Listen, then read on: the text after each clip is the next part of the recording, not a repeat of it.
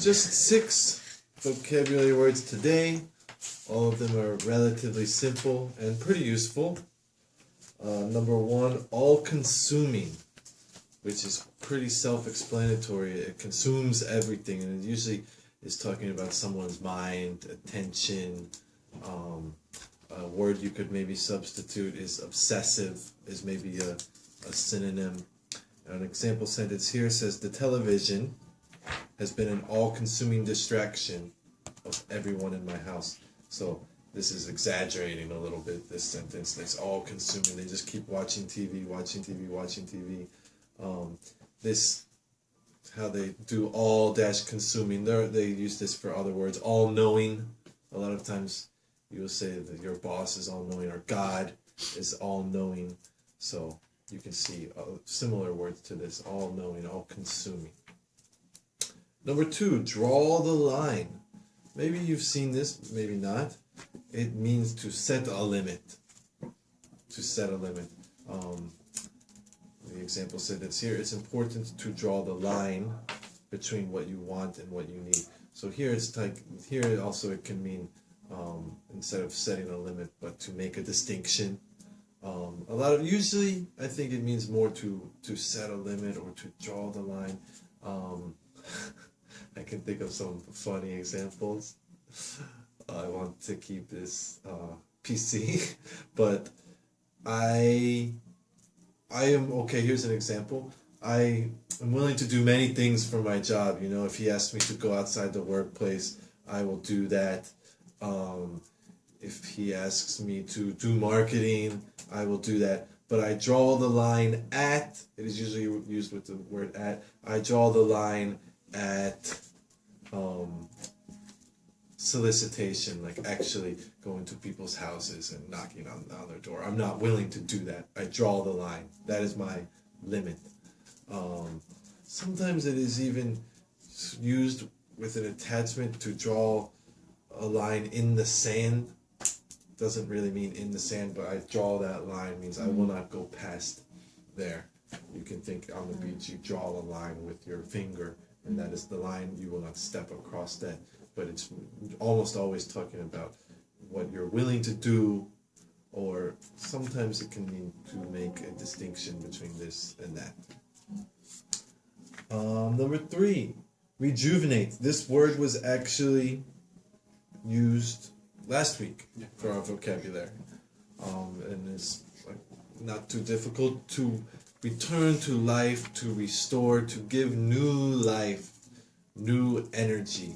So you can rejuvenate yourself by going to the jjimjilbang or taking a vacation.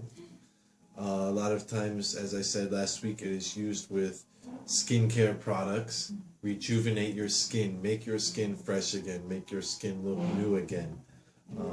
Here in our example video and text, it's talking about taking more time for your life because you need to re-energize and rejuvenate. Usually you can rejuvenate on the weekend. Number 4, autonomy. So this just means self-government, self-determination. So this word can be used in different settings. It can be used for like a government kind of official, right? They have autonomy to make their own laws. Even some areas might not be its own country, but for example, Hong Kong is part of China technically, right? But they are like autonomous. They have autonomy. They have, I'm not sure exactly how it works. I've never even been there, but they have their own laws and stuff like that.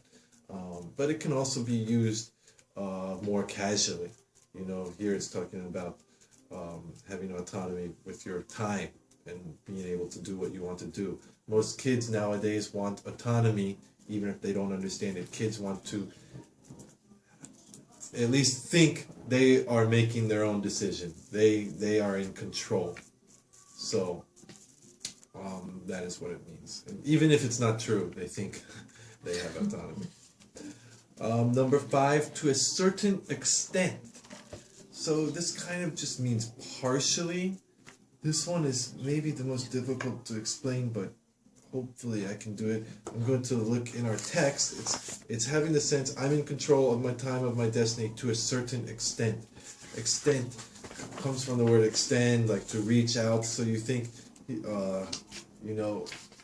this way is I am in control to a certain extent. I don't know if it is this much or this much or this much, but to a certain extent, kind of. It's difficult to say whether it means kind of or almost all, but partially, to a certain extent. It definitely implies not completely, not 100%. So you have control, but not 100%. Of course, your boss can maybe say no, like that, to a certain extent. And number 6, roadblock. So actually the literal meaning of roadblock is a physical object in the way or a police roadblock. But here it's talking more metaphorically, something like a situation, a condition that prevents you from accomplishing something. You should recognize the possible or potential roadblocks before you proceed with your plan. Something that will be an obstacle. So you could substitute the word obstacle. I forgot to say for autonomy, you could maybe substitute the word freedom. Would often work usually there. So those are the 6 words. Like I said, they're all pretty useful and words that I have used at least at some point. Maybe not every day, but sometimes use them. Any questions about these 6 words? No questions.